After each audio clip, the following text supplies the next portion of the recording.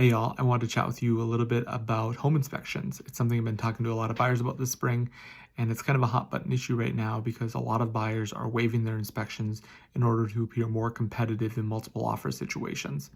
So, what is a home inspection and what isn't it? It's not a guarantee of defects. Home inspectors have a limited scope of things that they're able to get access to during that inspection, and your inspector will lay that out to you in your agreement with them. They're not able to do invasive testing and that sort of thing. They're not able to open up walls and other things like that.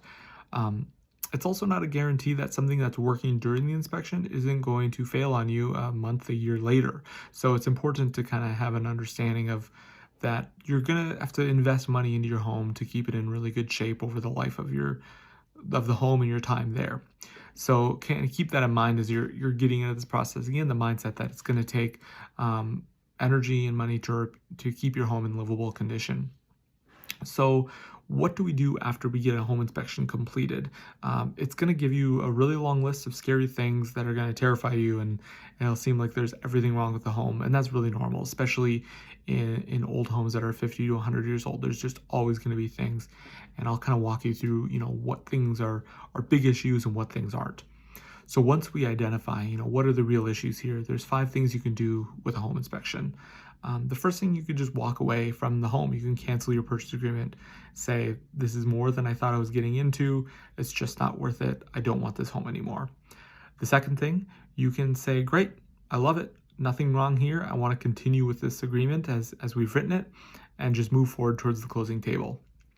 The third thing is you can negotiate the purchase price of the home. You could say, I thought this was worth it at this point and that at this dollar amount before, but now that I've seen the inspection report, I want to pay less money for this home, and we can negotiate that and try to come to an agreement with the sellers.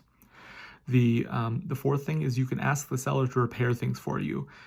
Just give them a list of things that need to be repaired before we close on the home. Then the fifth option is we can ask the seller to give us money to fix things later and at your own discretion. And this is generally in the form of contributions towards your closing costs. So you're capped at about 3%. That's what your closing costs will end up being. And basically, instead of you paying that money at the closing table, it'll come off from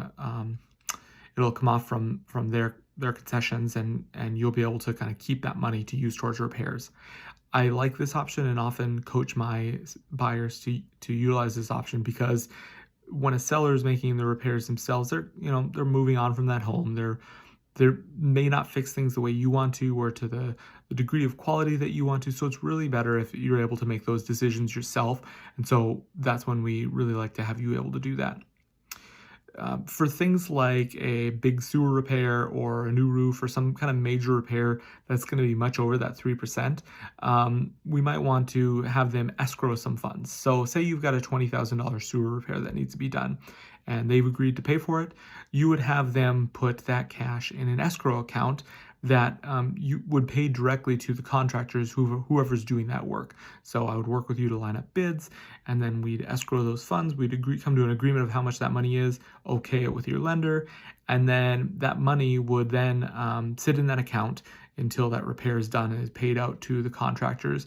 And that's something we have to do less often, but it's helpful for really big repairs. So that's kind of the long and short of what you can do with an inspection and what it's good for. It's good to have a full understanding of how home inspections work and what they are and aren't. And I'm happy to kind of coach you through all of that if you want to have those conversations. But let me know if you have any questions. Have a good one.